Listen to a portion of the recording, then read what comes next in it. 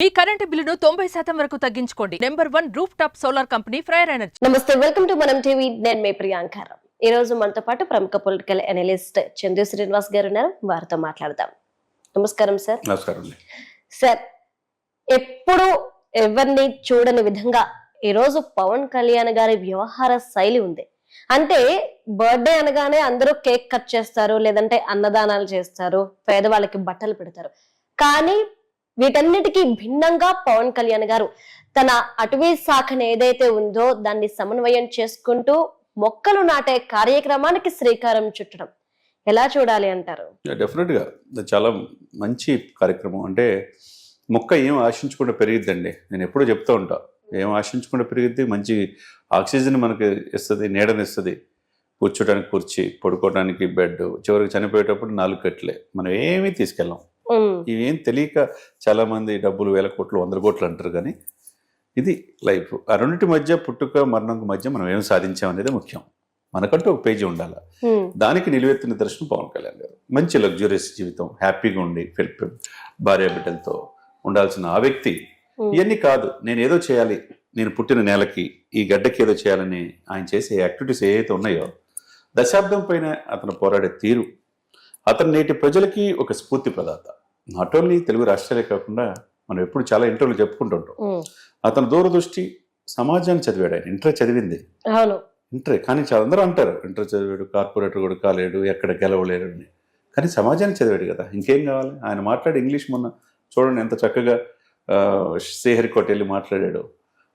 నిన్న కూడా తెలుగు భాషను పరిరక్షించడానికి కార్యక్రమంలో సీఎం గారితో మాట్లాడాడు. ఆయన పరిణితి చెందిన తీరు నేటి యువతకు ఆదర్శం. ఎక్కడ అధైర్యపడాల. ఆయన పడిన అవమానాలు, అవహేళను, మానసికంగా ఆయన కొంగదీసి, ఆర్థికంగా దెబ్బతీసి, ఆయన సినిమాలు రేట్లు తగ్గించి అనేక రకాల తన కుటుంబాన్ని ఇబ్బంది పెట్టారు. ఎక్కడ తొనకల బెనకల. కాబట్టి ఈ రోజున అదొక ఆయన స్థితప్రజ్ఞత. ఈ రోజున ఆయన అగ్రభాగాన జాతీయ స్థాయిలో మోదీ గారి సరస నిలిచాడంటే ఆయన కృషి, పట్టుదల మనం చూడాలి. ఇకపోతే మీరన్నట్టు ప్రతి ఒక్కరు పుట్టినరోజు అంటే ఏదో అవుట్ ఆఫ్ కంట్రీ వెళ్తాం, ఫ్రెండ్స్కి భారీగా పార్టీలు ఇవ్వటం, ఇవన్నీ ఉంటాయి. ఇవన్నీ కాదని చెప్పేసి ఆయన చూసారా, ప్రజలతోనే ఎక్కువగా ఉండి, నా పుట్టినరోజు మీరేదో ఖర్చు పెట్టి కేకులు అవన్నీ కాదు, దానికంటే మించి ఒక మొక్క నాటండి, మొక్కతో స్నేహం చేస్తే అది 10 కాలాల పాటు మనల్ని కాపాడుతుంది అని ఆయన ఇచ్చిన స్లోగన్ ఏదైతే ఉందో చాలా మంచి పరిణామంగా మనం భావించాలి. నిన్నటి రోజున 30వ తారీఖు వన మహోత్సవం పేరుతో ఆంధ్రప్రదేశ్లో మనం గత 5 సంవత్సరాల వన మహోత్సవం అనేది చూడలా. అటవీ శాఖ మంత్రి ఎవరో కూడా తెలియదు, ఏ మొక్కలు నాటాలో కూడా తెలియదు. వేరే కంట్రీస్, ఆస్ట్రేలియన్, మడగాస్కర్ వేరే మొక్కలు నాటుతా, దానివల్ల ఇబ్బంది అవుతుంది. మన దేశీయ ఉన్న వేప, చిన్న ఉసిరి, రావి, ఇటువంటి చెట్లు నాటండి, పర్యావరణాన్ని మనం కాపాడుకుందాం. అంటే 21% మాత్రమే ఫారెస్ట్ ఉంది, దాన్ని 50% తీసుకెళ్లాలని అన్నాడు. ఆ దిశగా మొక్క నాటండి అని చెప్పేసి పిలుపుటం ఏదైతే ఉందో, లక్కీగా వన మహోత్సవం నిన్న వచ్చింది. నిన్నటి నుంచి వన మహోత్సవానికి కేంద్ర ప్రభుత్వం 14 కోట్ల నిధులు ఇచ్చింది. ఒక 12 నగరాలను ఐడెంటిఫై చేసింది. మిగతా అన్ని నగరాలకి ఆంధ్రప్రదేశ్ వ్యాపింప చేద్దాం. అప్ టు సెప్టెంబర్ 2 దాకా, నా పుట్టినరోజు దాకా మీరు మొక్కలు నాటండి. నా పుట్టినరోజుకి నిజమైన కానుక మీరు ఇచ్చేది ఒక మొక్క నాటడం అన్నాడు. మరి ఆ మొక్క నాటడం వల్ల ఎంత ఆక్సిజన్ ఇస్తుంది, ఆ మొక్కలు పెంచకపోవడం వల్ల 100 సంవత్సరాల చరిత్ర. రావి చెట్టు దాని ఆయుష్ 2500 సంవత్సరాలు అంట, వేప చెట్టు 200 సంవత్సరాలు. మనకు తెలియకుండా మన చుట్టూ చెట్లు 100 సంవత్సరాలు. మనిషి జీవితం ప్రామాణికం 67 సంవత్సరాలు మనం బతికేది. మిగతా 70, 80, 100 సంవత్సరాల చెట్లు, 2500 రావి చెట్లు అంటే ఆ చెట్లు మనం ఏ విధంగా పరిరక్షిస్తాం? గత ప్రభుత్వం ముఖ్యమంత్రి గారు వస్తున్నారని చెట్లు కొట్టేస్తారు, పరదాలు కట్టేశారు. నగరీకరణ పేరుతో బెంగళూరులో చెట్లని కొట్టేస్తే ఏమైంది? మంచినీరు రాక ఎంత ఇబ్బంది పడ్డారు బెంగళూరులో. తర్వాత వాయునాడులో సిచ్యువేషన్ ఏంటి అంటే, మన పర్యావరణం మనం కాపాడుకుందామని ఆ పర్యావరణ శాఖ అనేది తెచ్చే విధంగా ఆయన తీసుకున్న ప్రతి స్టెప్ ఏదైతే ఉన్నదో, నేటి తరం, నేటి రాజకీయ నాయకులు కావచ్చు, యువత కావచ్చు, స్ఫూర్తిగా తీసుకోవాలి. కాబట్టి కదండి ఇప్పుడు 2వ తారీఖు రేపు బర్త్డే, 55 సంవత్సరాలు అడుగు పెడుతున్నాడు.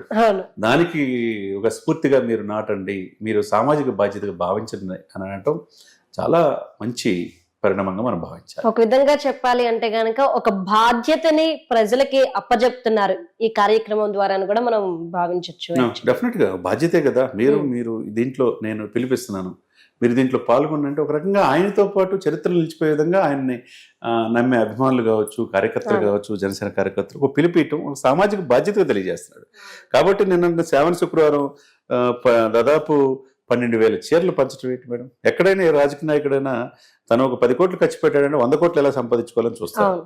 అటువంటిది పిఠాపురంలో తను గెలిపించారు. పిఠాపురంని సర్క్యూట్ హౌస్గా చేస్తాను, టెంపుల్ టౌన్గా చేస్తానంటున్నాడు. టూరిజం ఉప్పిన పరిసర ప్రాంతాల్లో మెరీనా బీచ్ని తలదన్నే విధంగా చేస్తానంటున్నాడు. ఆ దిశగా ముందుకెళ్తున్నాడు. దాంట్లో భాగంగా అక్కడ ఎప్పుడైతే ఆయన రాజకీయంగా ఈరోజు డిప్యూటీ సీఎం సీట్లో కూర్చోపెట్టడానికి కారణమైన పిఠాపురం ప్రజలకి, ముఖ్యంగా మహిళలకి, అవును. నా ఆడపడుచులకి అని చెప్పి తన వదిన్ని పంపించి, నాబాబు గారి భార్య పద్మజ గారిని పంపించి కుంకుమ పెట్టి పసుపు కుంకుమతో పాటు ఒక చీర ఇచ్చారంటే 12,000 మందికి అది ఇస్తున్నారంటే మా పవన్ గారు ఇస్తున్నారనే ఉద్దేశంతో చుట్టుపక్కల కాకినాడ నుంచి కూడా వెళ్ళారు అక్కడ పిఠాపురం. ఇంకెక్కడ మిగిలిపోయి ఉంటే ఆ మిగిలిన చీరలు రేపు సెప్టెంబర్ 2 బర్త్డే కూడా ఇవ్వడానికి సిద్ధం చేసుకుంటున్నారు. అంటే ఎంత నిజాయితీగా, ఎంత పారదర్శకంగా అతని పరిపాలన ఉందో మనం అర్థం చేసుకోవచ్చు. లక్కీగా ఇప్పుడు నిజమైన బర్త్డే ఆయనకి ఇదేగా మనం 55 బర్త్డే భావించాలా. ఆయన ఏదైతే కళ్ళ కన్నాడో మంచి రాష్ట్రం కోసం, మంచి సుపరిపాలన కోసం, ఈ ప్రజలకి మంచి చేయాలన్న ఆలోచన ఇప్పుడు ఆ సీట్లో ఫుల్ఫిల్ అయిందనే మనం అనుకోవాలి. సార్, అంటే ఇక్కడ ఇంకొక విషయం ఏంటి అంటే కనుక నిన్న ఏదైతే వన మహోత్సవం కార్యక్రమం జరిగిందో, వన మహోత్సవం కార్యక్రమంలో సీఎం చంద్రబాబు నాయుడు గారు కూడా పాల్గొన్నారు. అంటే మనం ఒక విధంగా చూడాలంటే వీరిద్దరిని పోల్చితే దారులు వేరు, సిద్ధాంతాలు వేరు, పార్టీలు వేరు, వ్యక్తిత్వం వేరు, అన్ని వేరు వేరు ఉన్నప్పటికీ కూడాను కలిసి పనిచేస్తూ ఈరోజు డిప్యూటీ సీఎం బర్త్డేకి సీఎం హాజరు కావడం, అందులో ఒక భాగంగా ఆయన కూడా ఒక బాధ్యతను తీసుకోవడం, ఇదంతా ఎలా చూడాలి అంటారు? డెఫినెట్ గా మనదండి వసుదైక కుటుంబం అంటారు. భిన్నత్వంలో ఏకత్వం, భారతదేశ గొప్పతనం. 145 కోట్లు వెళ్ళినా అందరూ కలిసికట్టుగా వెళ్ళాలి, ఈ దేశాన్ని ఒక మంచి మార్గంలో తీసుకెళ్లాలని విజన్ 2047తో వెళ్తారు చంద్రబాబు గారు దూరదర్శి. ఆయనకున్న 4 దశాబ్దాల అనుభవంతో పోరాట పటిమ లేని ఆ టీడీపీకి పోరాట పటిమని ఇచ్చి ఒక ఆక్సిజన్ లాగా పవన్ కళ్యాణ్ గారు చేతులు అందించాడు. కాబట్టి ఈరోజు కూటమి 168 సీట్లు, ఎంపీలు కూడా 21 స్థానాలు వచ్చినాయి. అంటే కేంద్ర ప్రభుత్వంలో కూడా ప్రభుత్వ అధికారులు రావడానికి కూడా పవన్ కళ్యాణ్ ఫార్ములా ఏదైతే ఈ పొత్తు కావాలన్నాడో ఎంత దూరదృష్టి. కాబట్టి అది గమనించాడు ఆయన. ఇది చంద్రబాబు నాయుడు గారు నాతో సరిసమానంగా ప్రతి ఆఫీస్ కార్యాలయంలో పవన్ గారి ఫోటో ఉండాలన్నాడు. ఎక్కడ చూసినా మన తెలుగు భాష ఉత్సవం గిడుగు రామ్మూర్తి పంతులు గారి జయంతి రోజు కావచ్చు, తెలుగు భాష స్పోర్ట్స్ డే ఆగస్టు 29 ఇద్దరు కలిసే పాల్గొన్నారు. అదే తర్వాత 30 తారీఖు వన మహోత్సవానికి ఇద్దరు పాల్గొన్నారు. ఇక అంటే ఇటువంటి కార్యక్రమాల్లో ఇద్దరు ముఖ్యమంత్రి, డిప్యూటీ సీఎం అని కదా సరి సమానంగా సహముత్రి ముఖ్యమంత్రిగా ఆయన ఇచ్చే గౌరవం ఏదైతే ఉందో, అంటే కష్టకాలంలో నన్ను కాపాడాడు కదా నా పార్టీని, నా కేడర్ని. ఇప్పుడు వైసీపీ ప్రభుత్వం ఎదుర్కోవాలంటే ఒక టీడీపీ వల్ల అయ్యేది కాదు ఆ రోజున. అప్పుడు ఆ రోజు 55 రోజులు చంద్రబాబు నాయుడు గారు జైల్లో ఉన్నప్పుడు ఆపన్నాస్తం అందించింది ఎవరు? పవన్ కళ్యాణ్ కదా, ఏ రాజకీయ స్వలాపేక్ష లేకుండా. కాబట్టి ఈ రోజున ఆయన ఇచ్చిన చేతితో అది మర్చిపోకుండా, మూలాలు మర్చిపోకుండా చంద్రబాబు నాయుడు గారు పవన్ కళ్యాణ్ పట్ల ఆ ప్రేమ ఏదైతే ఉందో ఒక తండ్రి కొడుకుల బంధంగా మనం భావించవచ్చు. అదేవిధంగా లోకేష్ గారి పట్ల పవన్ కళ్యాణ్ వాళ్ళిద్దరు చూసేది ఒక అన్నదమ్ముల అనుబంధంగా ఉంది. అంటే కనుల విందుగా ఉంది. అంటే మంచి సుపరిపాలన, అభివృద్ధి మాటన, సంక్షేమం మాటన అభివృద్ధిని మర్చిపోయారు గత ప్రభుత్వం. ఈ ప్రభుత్వం మాటం సంక్షేమం మాటన అభివృద్ధి కూడా సరిసమానంగా చూస్తా ముందుకెళ్తుంది. శ్రీనివాస్ గారు, థ్యాంక్ యూ సో మచ్ అండి. యాక్చువల్లీ 55వ పుట్టినరోజు జరుపుకుంటున్న పవన్ కళ్యాణ్ గారు ప్రతి వ్యక్తికి కూడా ఒక సామాజిక బాధ్యతని అప్పగించడం హర్షించదగ్గ విషయం. అలానే మరొకసారి మనం టీవీ తరపున, మీ తరపున, అందరి తరపున కూడా ఆయన 55 సంవత్సరాలు కాకుండా జాతీయ రాజకీయాల్లో శాసించే స్థాయికి ఎదుగుతాడు. నిండు నూరేళ్లు ఆయన ఆరోగ్యాలతో ఉండాలని మనం మనస్ఫూర్తి కోరు. ఆయనకి మరొకసారి పుట్టినరోజు శుభాకాంక్షలు తెలియజేసుకుంటూ థ్యాంక్ యూ.